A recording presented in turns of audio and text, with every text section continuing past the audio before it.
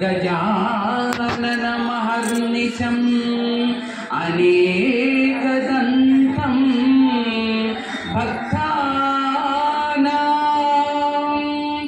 एकदन्तमुपास्महे एकदन्तमुपास्महे। जय पैडिमांबा, जय जय पैडिमांबा। విజయనగరంలో మన పూసపాటి వంశీయుల యొక్క అనుంగ పుత్రిక మన పైడి తల్లి అమ్మ మన అంతమందికి విజయనగరానికి కన్న తల్లి. అలాంటి ఆ అమ్మవారి యొక్క గుడి దగ్గర చదరు గుడి వద్ద ప్రతి మంగళవారం జరిగేటువంటి ఈ ఆధ్యాత్మిక కార్యక్రమంలో ఆ అమ్మవారికి సంబంధించి అలాగే పురాణ ఇతిహాసాల గురించి కూడా ఎన్నో రకాల ప్రవచనాన్ని ప్రతి మంగళవారం నాడు చెప్పించడం జరుగుతోంది. దానిలో భాగంగా ఆ అమ్మవారు అమ్మలగన్నయ్యమ్మ గురమ్మలకు మూలపుటమ్మ చాలా పెద్దమ్మ సురారుణమ్మ కడుపారడి పుచ్చడియమ్మ తన్నులో నమ్మిన వేల్పుటమ్మల మనమ్ముల నుండెడియమ్మ దుర్గమాయమ్మ కృపాబ్ది ఇచ్చుత మహత్వ కవిత్వ పటుత్వ సంపదల్. పూర్వం నైమిషారణ్యంలో సూత పౌరాణికుడు సౌనకాది ఋషులు అంతమంది కూడా కూర్చుని రకరకాలుగా వేదాల గురించి అందులో ఇతిహాసాల గురించి జరిగినటువంటి ఎన్నో విషయాలన్నిటి గురించి అడగడం జరుగుతోంది ఆ సూత పౌరాణికుడిని. అలాగే సూతుడు సౌనకాది ఋషులందరికీ కూడా చెప్పడం జరుగుతోంది. చెప్తూ ఉంటే ఒకప్పుడు ఆ సౌనకాది ఋషులు అంతమంది కూడా సూత పౌరాణికుడిని అన్నారంట, స్వామి ఎన్నో ధర్మ సూక్ష్మాలు చెప్తున్నారు. ఆ వెంకటేశ్వర స్వామికి ఎన్నో గోవిందనామాలు ఉన్నాయి. ఆ గోవిందనామాలు ఒక్కొక్కటి ఏ విధంగా వచ్చాయనేది ఎంతమంది కూడా శ్రీనివాస గోవింద, శ్రీ వెంకటేశ గోవింద, భక్తవత్సల గోవింద, భాగవత ప్రియ గోవింద అని చెప్పేసి అంతమంది అలా చెప్పుకుంటూ వెళ్తారు. రాబోయే భవిష్యత్తులో కూడా ఎన్నో రకాలుగా కూడా ఇదే విషయాలన్నింటినీ కూడా చెప్పుకోవడం జరుగుతుంది. ఒక్కొక్క నామం అసలు ఎలా వచ్చాయి, ఏ విధంగా వచ్చే, ఏది జరగడం వలన ఆ స్వామికి ఆ గోవింద నామం వచ్చింది అని చెప్పినారు. కానీ ఆ సూత పౌరాణికుడు సౌనకాది ఋషులంతమందిని కూడా చక్కటి ధర్మ సందేహాన్ని అడిగారు. ఈరోజు ఒక గోవింద నామం గురించి చెప్పుకుందాము అని చెప్పేసి అనగానే అయితే తప్పకుండా చెప్పండి అని చెప్పేసి అన్నారన్నమాట. అనుకోగానే ఇప్పుడు ఆ గోవింద నామాల యొక్క వివరణలోకి వెళ్దాం. కృతేతు నారసింహో భూః త్రేతాయాం రఘునందనః ద్వాపరేషు వాసుదేవశ్చ కలౌ వెంకటనాయక పరిత్రాణాయ సాధూనాం వినాశాయ చ దుష్కృతం ధర్మ సంస్థాపనార్థాయ సంభవామి యుగే యుగే అన్న గీతావాక్యాన్ని అనుసరించి ఆ మహావిష్ణువు దుష్ట శిక్షణకై శిష్ట రక్షణకై ఎన్నో రకాల అవతారాలను ఎత్తాడంట. దానిలో ప్రత్యేకంగా చెప్పుకోదగ్గవి దశావతారాలు. దశావతారాల్లోకి వెళ్ళినట్లయితే కృతయుగంలో నరసింహుడుగాను, త్రేతాయుగంలో రాముడుగాను, ద్వాపరంలో శ్రీకృష్ణుడుగాను, అలాగే ప్రస్తుతం నడుస్తున్నటువంటి ఈ కలియుగంలో వెంకటేశ్వర స్వామిగా తిరుమల ఏడుకొండల పైన శ్రీదేవి భూదేవి సమేత శ్రీ తిరుమల వెంకటేశ్వర స్వామిగా ఏర్పడడం జరిగింది. అయితే త్రేతాయుగంలో రాముడు, ద్వాపరయుగంలో కృష్ణుడు రెండు కూడా మామూలుగా అవతారాలు ఎత్తి దుష్ట శిక్షణ శిక్షరక్షణ చేసిన ఆ ద్వాపర యుగం అయిపోయిన తర్వాత ఆ శ్రీకృష్ణుని యొక్క నిర్యాణం జరిగింది.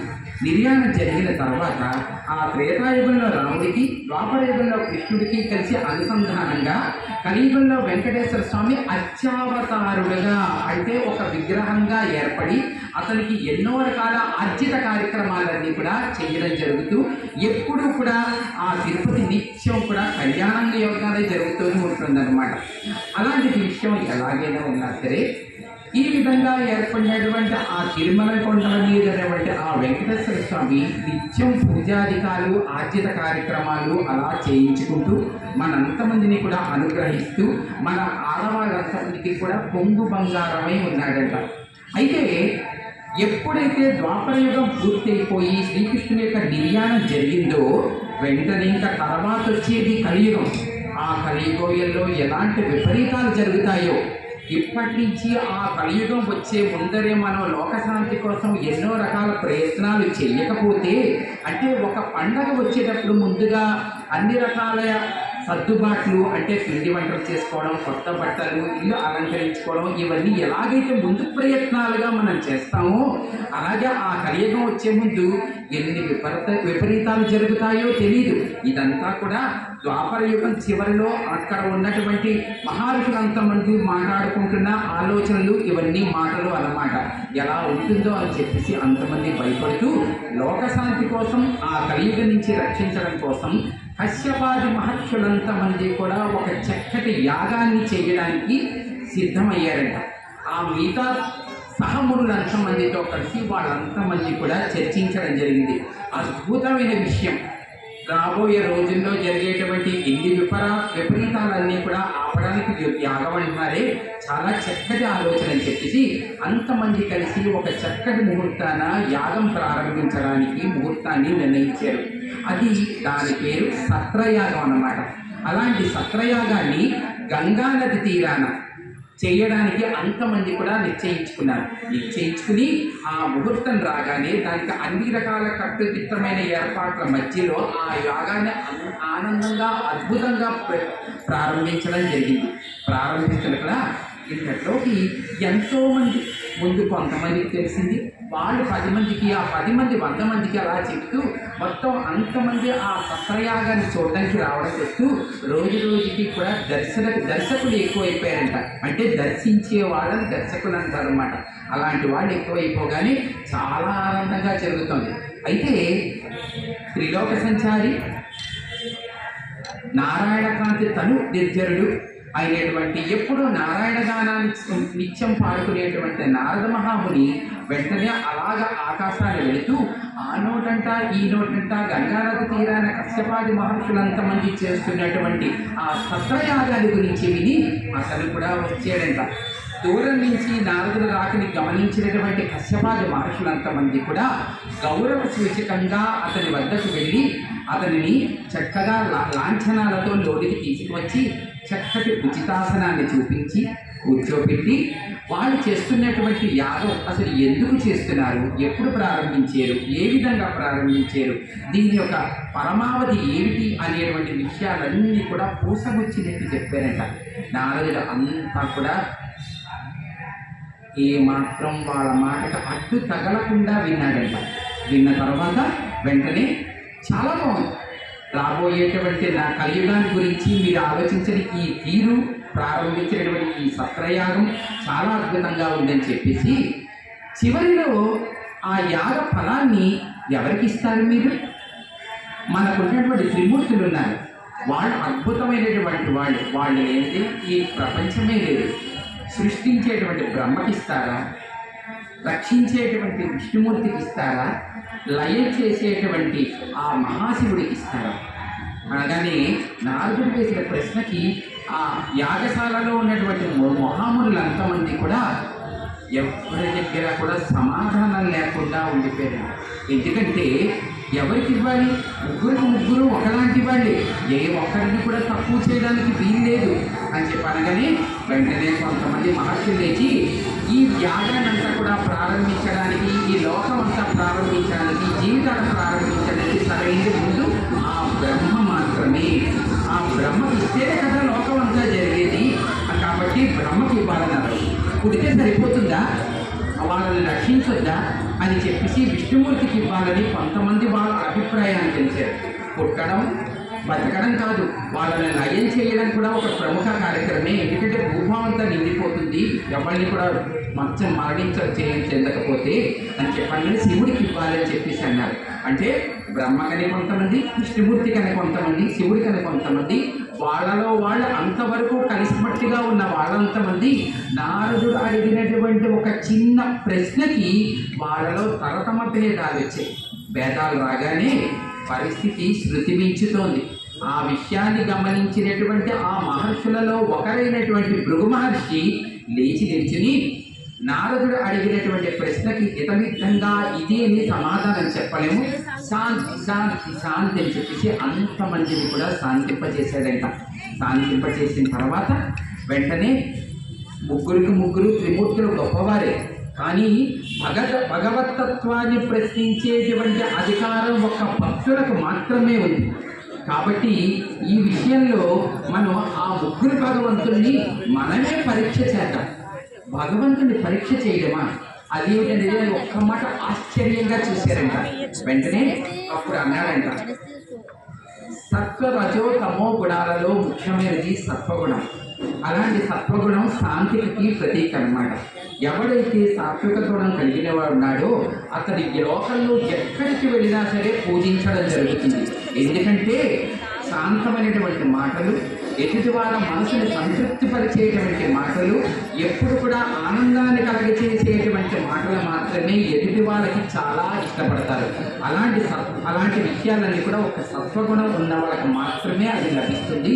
కాబట్టి త్రిమూర్తుల ముగ్గురులో ఎవరికైతే సత్వగుణం ఉందో అలాంటి వాళ్ళకే ఈ యాగ ఫలాన్ని ఇద్దాము అని అనగానే అంతమంది కూడా ముందు ఒకరి ముఖాలు ఒకరు చూసుకున్నా అతని మాటకి మాత్రం అంతమంది కూడా ఏకగ్రీవంగా మీరు ఎలా చెబితే అలాగే చేద్దామన్నారు. మహర్షులలో అండి భృగు మహర్షికి ఒక ప్రత్యేక స్థానం ఉంది. ఎందుకంటే భగవద్గీతలో విభూతి యోగంలో భృగు మహర్షికి ఒకప్పుడు ఆ శ్రీకృష్ణుడు అర్జునుడికి చెప్తున్న భగవద్గీత సమయంలో మహర్షినా భృగురహం అని చెప్పేసి భృగు మహర్షి గురించి ప్రత్యేకంగా విభూతి యోగంలో చెప్పాడంట.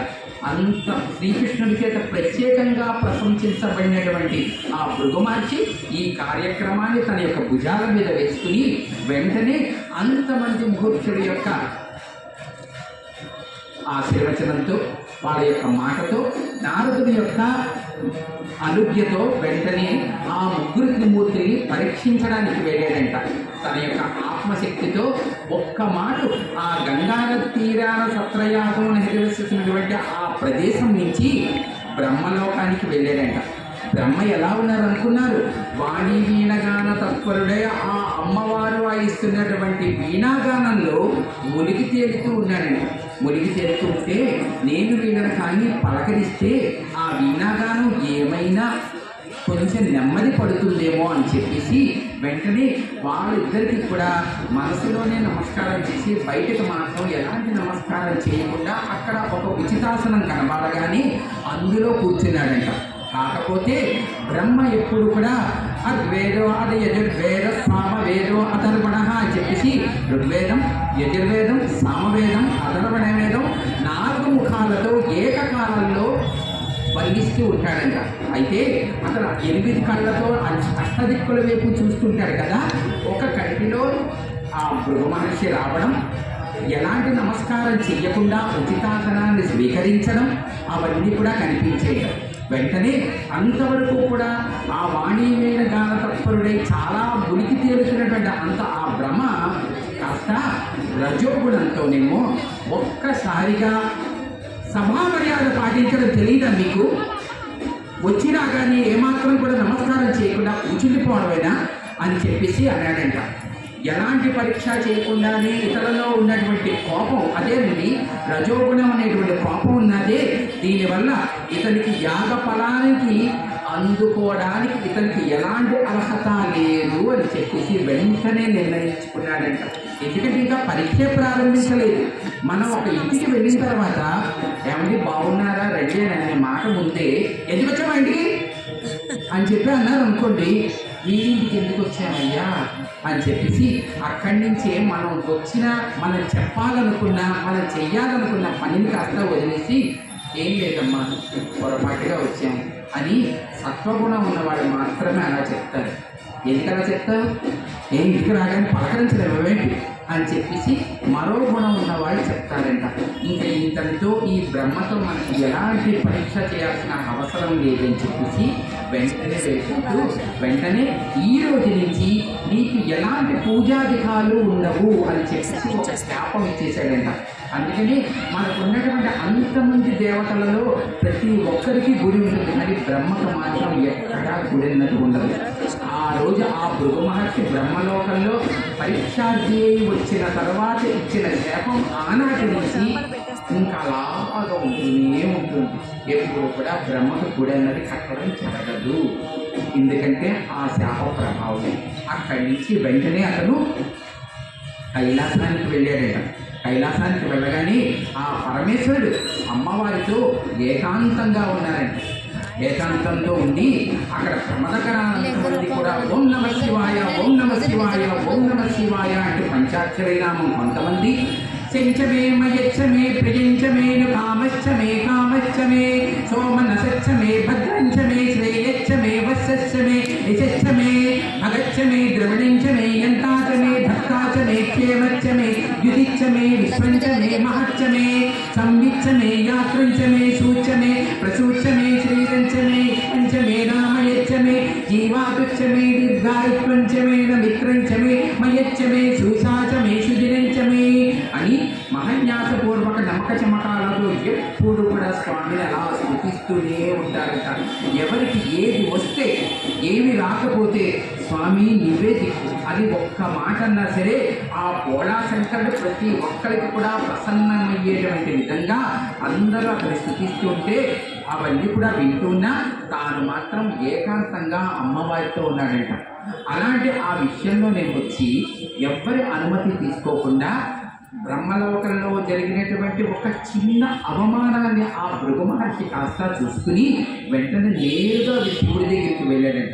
వెళ్ళగానే వచ్చే ముందు ఏమాత్రం ముందు వెనక ఆలోచించకుండా నేరుగా వచ్చేయడమేనా తాను అమ్మవారితో ఉన్నటువంటి ఏకాంతాన్ని భగ్నం చేసినందుకు.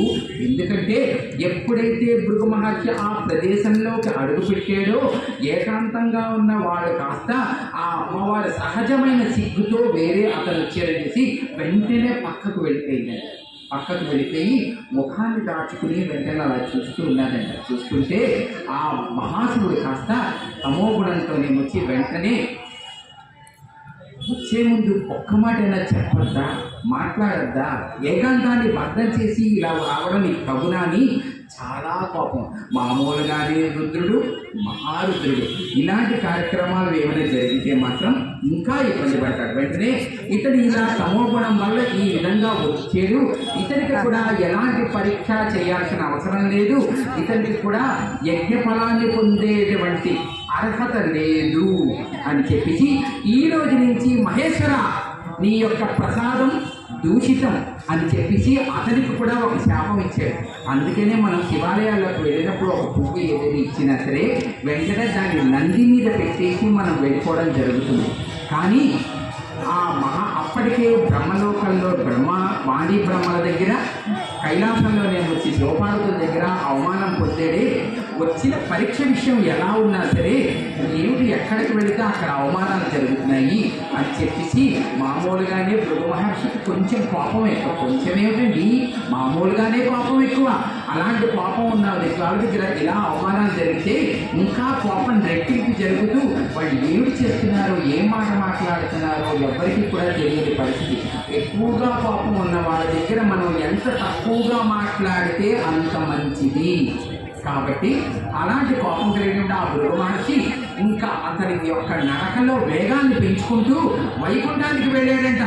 ఎందుకంటే ఈ పరీక్షలో ఇతనైనా సరే నెగ్గుతాడా నెగ్గడా. ఇప్పటికి జరిగిన 2 లోకాల్లో మహా అవమానాలు జరిగాయి చెప్తే అక్కడికి వెళ్ళగానే అతని ఫణీంద్ర కల్పం మీద ఆ విష్ణుమూర్తి కాస్త అక్కడ ఉన్నటువంటి వైకుంఠంలో అంతమంది కూడా ఓం నమో నారాయణాయ ఓం నమో నారాయణాయ అనేటువంటి నామాన్ని ఉచ్చరిస్తుంటే ఫణీంద్ర కల్పం మీద ఆయన వచ్చి ఆ కళ్ళు మూసుకుని పడుకుని ఉన్నాడంట. అతని పాదాల వద్ద మాత్రం లక్ష్మీదేవి నెమ్మదిగా పాదాలు ఒత్తుతూ ఉన్నాడంట. అయితే వెంటనే వెళ్ళగానే ఇంకా ఏం ఆలోచించకుండా కేశవ నారాయణ మాధవ మధుసూదన అని చెప్పేసి ఎన్నో రకాలుగా స్తోత్రం కాదు ఇలా పిలిచాడంట. పిలిచినా అతను ఏ మాత్రం కళ్ళు తెరవలేదు. కళ్ళు తెరవకుండా ఉండగానే ఇతనికి నిద్ర లేదు. పూర్తిగా నిద్ర లేకపోయినా లేపచ్చు, పూర్తిగా నిద్ర ఉన్నా లేపచ్చు. ఇన్ని రకాల పిలుస్తున్నా సరే ఇతను నిద్రపోతున్నట్టుగా నటిస్తున్నాడు అని చెప్పేసి వెంటనే అనుకుని, కాకపోతే అప్పటికే బ్రహ్మలోకంలోనూ కైలాసంలో జరిగినటువంటి అవమానం పదే పదే పదే గుర్తు వస్తూ నారాయణుడికి ముందుగానే ఆ విషయాలన్నీ కూడా తెలిసి ఇతను కూడా నన్ను అవమానిస్తున్నాడు అని చెప్పేసి అనుకుని వెంటనే ఆ ఫణీంద్ర కల్పం దగ్గరికి వెళ్ళి వెంటనే అన్నాడంట, భడిరా ఇంతటి గర్వము బ్రాహ్మణు నందామాని, భడిరా ఇంతటి గర్వము బ్రాహ్మణు నందామాని, చిలువ పాలుపై పండుట తెలియవో ఇతరంబేని కలిమి పడతి పదముల కథ కలయని గాని పోకడా. స్వామి వింటున్నావా? కలిమి పడతి పదముల కడ కలదనిగా ఈ పోకడా. తొలది పోది సిరి ఎక్కడా నిలుచుటెట్టులది నీకడా. మళ్ళీగా ఇంతటి గర్వము. ఏం నిద్ర నటిస్తున్నావయ్యా నారాయణ? ఇంతటి గర్వ బ్రాహ్మణులు చూస్తే నీకు మేము అంత లెక్క లేకుండా ఉన్నావా? నీకు జరిగేటువంటి ప్రతి పూజాధికాలు మేమే చెయ్యాలయ్యా. అయినా సరే నేను వచ్చేదనని నన్ను ఇంత చిన్న చూపు చూస్తున్నావా? నాకు ఇప్పుడు తెలిసింది. ఎందుకంటే 14 భువన బాణాన్ని తన యొక్క ధనంతో పరిపాలించేటువంటి ఆ శ్రీ మహాలక్ష్మి నీకు భార్య. ఆమె నీకు పాదాల దగ్గర ఉండి పాదాలు ఇలా నొక్కుతోందని చెప్పేసి అదా నీ యొక్క గర్వం. ఇదే మాట మీరు గుర్తుంచుకో. ఈ రోజు నుంచి నీ పాదాల దగ్గర పాదసేవ చేస్తున్నటువంటి నీ భార్య ఆ మహాలక్ష్మి ఉన్నదే, ఆమె ఇవాళ నుంచి ఒక చోట స్థిరంగా ఉండదు, నీ దగ్గర కూడా స్థిరంగా ఉండదు. స్థిరంగా ఉండకుండా చంచలంగా ఎప్పుడు కూడా అలా తిరుగుతూనే ఉంటుంది. ఇదే నీకు నా శాపం అని చెప్పేసి అని అనగానే వెంటనే అప్పటికీ కూడా కళ్ళు తెరిచి చూడలేదంట ఆ మహావిష్ణువు. కాకపోతే లక్ష్మీదేవి ఏంటి తను రావడం ఏంటి, మామూలుగా ఆ పిలుపును కూడా కఠినంగా పిలవడం ఏంటి, ఈ బడిరా ఇంతటి బ్రాహ్మణ గురించి తన గురించి తాను చెప్పుకుంటూ నాకు ఇలాంటి ఒక చెంచల అనేటువంటి ఒక పేరు పెట్టి నాకు స్థిరత్వం లేక చేయడం ఏంటి అని చెప్పేసి అనుకుంటూ ఉండగానే వెంటనే అప్పటికే పిలుస్తూ ఉన్నా సరే కనులు తెరవకుండా ఉండి ఫణీంద్ర తల్పం మీద పడుకున్నటువంటి ఆ మహావిష్ణువు ఇంకా ఇతను నన్ను చాలా అవమానపడుతున్నాడని చెప్పేసి అతని యొక్క కుడికాలు కాస్త తీసి వెంటనే ఆ విష్ణుమూర్తి ఎలా పడుకున్నాడు? వెళ్ళకిలా పడుకోలేదు. ఇలాగ ఒక పక్కకి తిరిగి అంటే మనకు ఎదురుకుండా ఇలాగ నీ వైపు ఎలాగైతే ఉన్నానో అలా తిరిగి ఆ విష్ణుమూర్తి కాస్త భృగు మహర్షికి నిద్రపోతూ ఉంటే అతని యొక్క కుడికాలు కాస్త లేపి అతని యొక్క వక్షస్థలం మీద ఆ భృగు మహర్షి కాస్త ఒక్క మాటగా మోదేదంట. పన్ను తన్నేడు అని అనకూడదు, మోదేడు అని చెప్పి గట్టిగా అని చెప్పేసి అనగానే ఆ మోదినటువంటి ఆ పాద కారణానికి ఆ విష్ణుమూర్తి కాస్త నిద్ర మధ్య నుంచి నెమ్మదిగా కళ్ళు తెరిచి వెంటనే చూసి స్వామి వెంటనే ఆ ఫణీంద్ర కల్పం నుంచి కిందకి దిగి స్వామి మీరా? అయ్యో మీరు ఆట గమనించలేదండి, ఎంతసేపు అయిందండి, మిమ్మల్ని మేము అసలు ఏమాత్రం పరిపించలేదు. మీరు వచ్చినట్లు తెలిస్తే మీకు వెంటనే సరైన ఉపచారాలు చేసేవాడిని, చాలా అవమానపరిచాను మిమ్మల్ని, నన్ను క్షమించండి అని చెప్పేసి వెంటనే అంటున్నాడంట. పావనమయ్యేను నాతను, పావనమయ్యేను నాతను పదరజమునతో భృగుముని మౌళి, పావనమయ్యేను నాతను తావగ దర్శన భాగ్యము నా జన్మ ధన్య సగని శృతి జన్మ వృత్కేళి కందనేమో నీ మృదు చరణమున కఠిన వక్షమును తాకి తపోనిది పొందునేమో నీ హృదయముగేమో కఠిన వక్షమును తాకి తపోనిది పావనమయ్యేను నాతను. స్వామి మీరు ఎంత కోపంతో సరే నా మీద పాదపీడన చేసినా పాదతారణ చేసినా మీ యొక్క పాద స్పర్శ ఎప్పుడైతే నా హృదయాన్ని తాకిందో నా శరీరం పులకించిపోయింది స్వామి. అంతేకాకుండా కాకపోతే అక్కడ ఒక చిన్న ఇబ్బంది ఏంటంటే నా హృదయం చాలా గట్టిగా ఉంటుంది. అలాంటి నా హృదయం గట్టిగా ఉండడంతో నీ నునుపోయినటువంటి పాదం నా హృదయాన్ని తాకి ఎక్కడ గట్టిపడి ఆ వెంటనే ఆ లేపకాడానికి ఎక్కడ దెబ్బ తగిలిందో అదే నాకు చాలా ఇబ్బందిగా ఉంది అని చెప్పేసి వెంటనే ఆ ఫణీంద్ర కల్పం మీద తాను కాస్త నేల మీద కూర్చుని ఆ భృగు మహర్షిని కాస్త ఫణీంద్ర తల్పం మీద కూర్చోపెట్టి, స్వామి మీ రాకని నేను అస్సలు గమనించలేదు, నన్ను వెంటనే క్షమించండి అని చెప్పి పదే పదే పదే క్షమాపణలు కాస్త అడుగుతూ వెంటనే ఆ పాదాన్ని కాస్త శుచిమెత్తగా రాస్తున్నాడట. కానీ ఒక్క విషయం అండి, అంతమందికి కూడా 2 కళ్ళే ఉంటాయి, కానీ భృగు మహర్షికి మాత్రం అరిపాదంలో కూడా కన్ను ఉంటుందన్నమాట. ఆ కన్ను అరిపాదంలో ఉండడం వల్లే ఎదుటి వాళ్ళు ఎంత విజ్ఞత కలిగిన వాళ్ళైనా సరే ఏ మాత్రం కూడా ఆలోచించకుండా తనకు అనుగుణంగా మాట్లాడితేనే మాత్రమే అతను అందరితో అభిమానంగా మాట్లాడుతూ అతను ఏ మాత్రం ఎవరు అవమానించినా నోటికి ఎంత మాట వస్తే అంత మాట అనడం అతని యొక్క పరిపాటి అయిపోయిందనమాట. వెంటనే ఆ సూక్ష్మాన్ని గ్రహించినటువంటి ఆ విష్ణుమూర్తి కాస్త పాదాన్ని నెమ్మదిగా కూడా పడుతూ ఆ పాదంలో అడుగులో ఉన్నటువంటి ఆ కన్నుని కాస్త ఒక్క మాటగా చిదిమి వేశాడంట. చిదిమి వేయగానే అంతవరకు కూడా ఆ శ్రీమన్నారాయణుడు 14 భువన భాండాన్ని పరిపాలించేటువంటి ఆ మహాలక్ష్మి యొక్క పతి అయినటువంటి ఆ శ్రీమన్నారాయణుడి యొక్క వక్షస్థలాన్ని నేను మోదేనే అని అనుకున్నాడు. కానీ ఆ శ్రీమన్నారాయణ యొక్క వక్షస్థలం ఎలాంటి తెలిసినండి, మహాలక్ష్మి యొక్క కేళీ మందిరం, వనమాల నిత్యం శోభిల్లేటువంటి యొక్క స్థలం, మన్మధుడు పుట్టినటువంటి జన్మస్థలం. అలాంటి వక్షస్థలాన్ని నేను నా కుడికాలితో నేను మోదేనని తను అనుకుంటున్నాడు.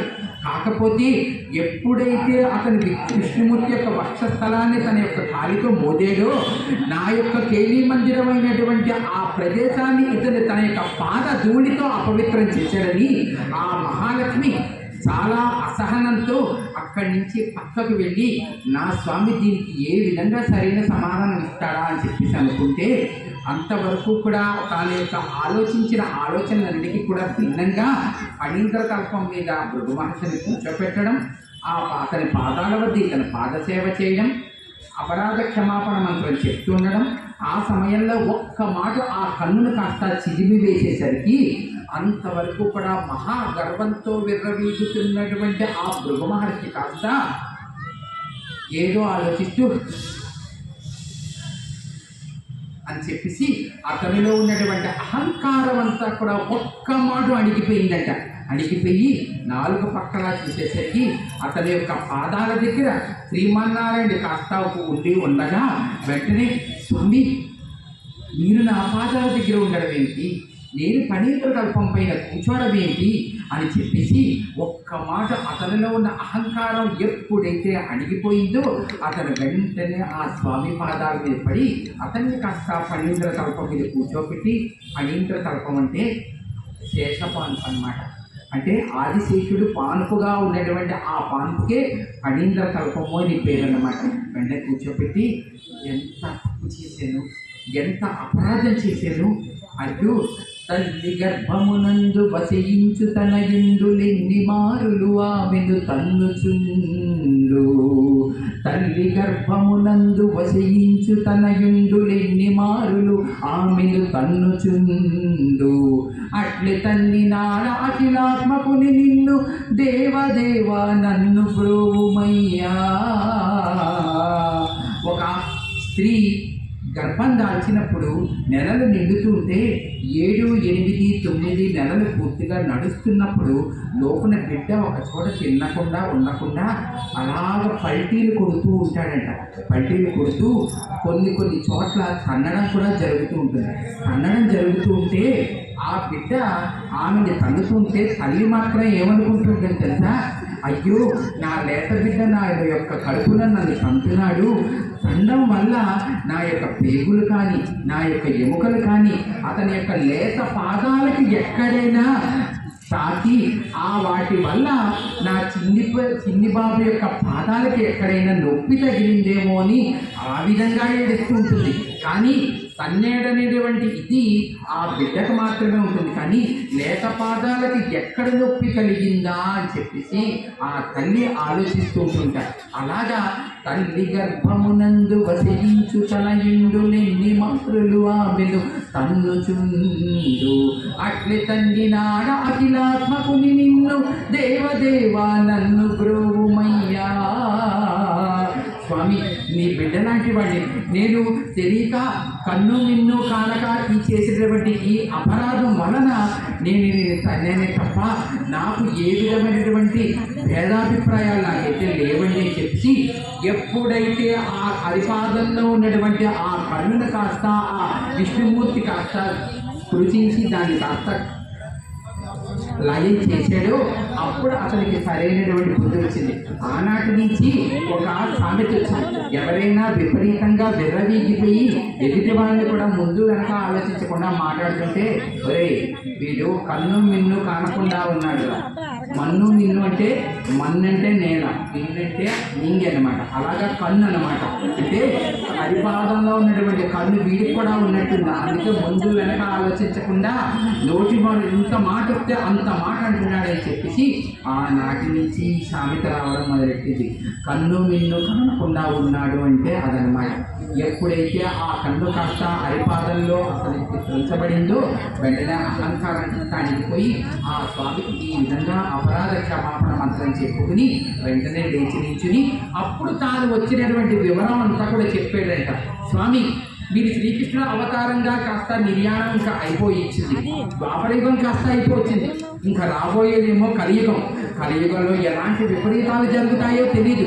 అందుకే కశ్యపాది మహర్షులంతమంది కూడా గంగానది తీరాన ఒక చక్కటి ముహూర్తాన సత్రయాగం కాస్త ప్రారంభించడం జరిగింది.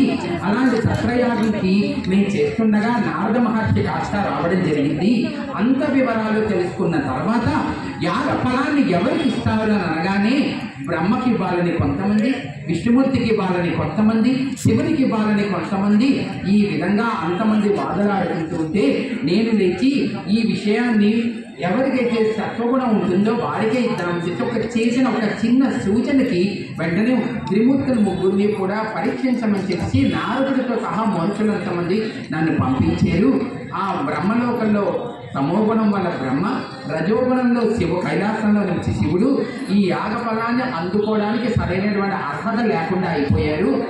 ఇంత జరిగినా కూడా ఇంత శాంతగుణంతో అంటే సత్వగుణం కలిగినటువంటి మీకు మాత్రమే ఈ యాగ ఫలాన్ని తీసుకునేటువంటి సరైన అర్హత ఉంది. స్వామి నాకు జరిగినటువంటి ఈ అనుభవాన్ని కాస్త భూలోకంలోకి వెళ్ళి చెప్తాను అని చెప్పగానే భృగు మహర్షి నారదుడు చెప్పినటువంటి సూచన మేరకు వచ్చినటువంటి నీవు ఈ రావడం, ఈ అన్ని లోకాల్లోనే వచ్చి మా త్రిమూర్తుల్ని పరీక్షించడం, బ్రహ్మలోకంలోనూ శివలోకంలోనూ ఇద్దరు కూడా వాడికి తమో రజో గుణాల వల్ల వాడికి అర్హత లేదని చెప్పేసి ఇదంతా సత్వగుణం ఉన్న వాళ్ళకి ఇవ్వాలని లోకంలోనే వచ్చి రాబోయే రోజుల్లో ఈ సందేశాన్ని అందించడం కోసం ఈ జరిగినటువంటి ఈ కార్యక్రమం అంతా కూడా ఇంత నా సంకల్పమే కాబట్టి ఇందులో నువ్వు చేసింది ఏమీ లేదు అని చెప్పాగానే స్వామి మొత్తం దేవతలందరిలో కూడా ఉత్తముడివయ్యా, ఈ సర్వంలో నేను ఉత్తముడివయ్యా, హరి సర్వోత్తమ అని చెప్పేసి ఈ రోజు నుంచి కూడా గోవిందనామాల్లో హరి సర్వోత్తమ గోవింద అనేటువంటి ఒక నామం ఈ విధంగా వస్తుంది. నాకు జరిగినటువంటి ఈ అనుభవం భూలోకానికి వెళ్ళి చెప్తాను అని చెప్పి వెంటనే అతని వద్ద ఆశీర్వచనం తీసుకుని పదే పదే అపరాధ క్షమాపణ మంత్రం చెప్పుకుంటూ భూలోకానికి వెళ్ళాడంట. వెంటనే ఇతని యొక్క రాక కోసం ఎదురు చూసినటువంటి కశ్యపాది నారద మహర్షులు అంతమంది కూడా ఏమిటి చెప్తారా అని అందరూ కూడా ఉండగా నారదుడు మాత్రం చిన్న చిరునవ్వుతో మాత్రం కూర్చున్నాడంట. కూర్చుని ఏం జరిగింది అని అనగానే స్వామి నీకు తెలియదేమిటి, నారాయణుడికి నీకున్నటువంటి అనుబంధం నేను ఏమీ తెలియచెప్పాల్సిన అవసరం లేదని చెబుతూనే జరిగిన వివరం అంతా కూడా పూసగుచ్చినట్టు చెప్పాడంట. చెప్పగానే వెంటనే నారదుడేమొచ్చి నవ్వుకుని వెంటనే నారాయణ నారాయణ నారాయణ నారాయణ గానం చేసుకుంటూ ఎందుకంటే నా స్వామి నువ్వు హరి సర్వోత్తమ గోవింద అనేటువంటి ఈ రోజు నుంచి ఒక కొత్త గోవిందనామాన్ని నీ యొక్క గోవిందనామాల యొక్క మాలలోనూ ఇముడ్చుకున్నావయ్యా అని చెప్పగానే మహర్షులంతమంది కూడా యాగం పూర్తయిన తర్వాత ఈ యాగ ఫలాన్ని ఆ శ్రీమన్నారాయణుడికి ఇవ్వాలని చేస్తూ వెంటనే అంతమంది కూడా ఒక్క మాట నారాయణ గానం చేశారంట. శ్రీనివాస గోవింద, శ్రీ వెంకటేశ గోవింద, భక్తవత్సల గోవింద, భాగవత ప్రియ గోవింద, నిత్య నిర్మల గోవింద, నీలమేఘ శ్యామ గోవింద, పురాణ పురుష గోవింద పుండరీకాక్ష గోవింద గోవింద హరి గోవింద గోకుల నందన గోవింద గోవింద హరి గోవింద గోకుల నందన గోవింద ఏడుకొండలవాడ వెంకటరమణ గోవింద